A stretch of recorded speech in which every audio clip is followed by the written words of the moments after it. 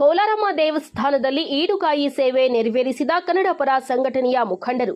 ಕನ್ನಡಪರ ಹೋರಾಟಗಾರ ವಾಟಾಳ್ ನಾಗರಾಜ್ ಕರೆ ನೀಡಿದ್ದ ಈಡುಗಾಯಿ ಚಳುವಳಿ ಕರ್ನಾಟಕದಲ್ಲಿ ಕನ್ನಡಿಗರಿಗೆ ಹೆಚ್ಚಿನ ಉದ್ಯೋಗ ಅವಕಾಶ ನೀಡಬೇಕು.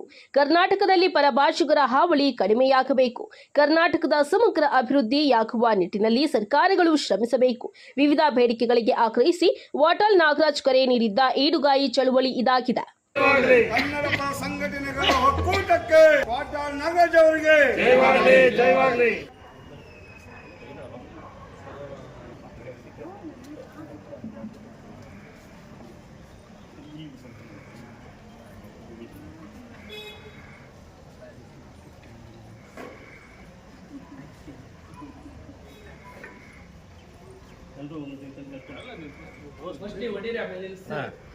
ಎಲ್ಲಿ ನೋಡಿ ಅಲ್ಲೇ ಹೊಡೆಯೋದ. ಸಮೃದ್ಧ ಕರ್ನಾಟಕ ಅಭಿವೃದ್ಧಿಗಾಗಿ ಅಣ್ಣ ಎಲ್ಲ ಎತ್ಕೊಂಡು ಕೈ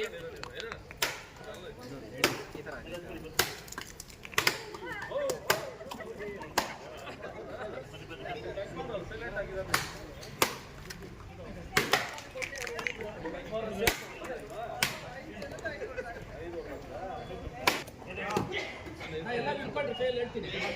ಈ ಕಡೆ ನೋಡ್ರಿ, ಎಲ್ಲ ಎತ್ಕೊಂಡ್ರೆ ಕೈ ಮೇಲೆ ಎತ್ತಿದೆ ಸಾಕು. ಸಮಗ್ರ ಕರ್ನಾಟಕ ಅಭಿವೃದ್ಧಿಗಾಗಿ ಜಯವಾಗಲಿ. ಕರ್ನಾಟಕದಲ್ಲಿ ಕನ್ನಡಿಗರಿಗೆ ಉದ್ಯೋಗ ಅವಕಾಶ ತಾಯಿ ಕೋಲಾರಮ್ಮ ಕರುಣಿಸಲಿ. ಕೋಲಾರ ಜಿಲ್ಲೆಗೆ ಶಾಶ್ವತ ನೀರಾವರಿ ಒದಗಿ ಬರಲಿ.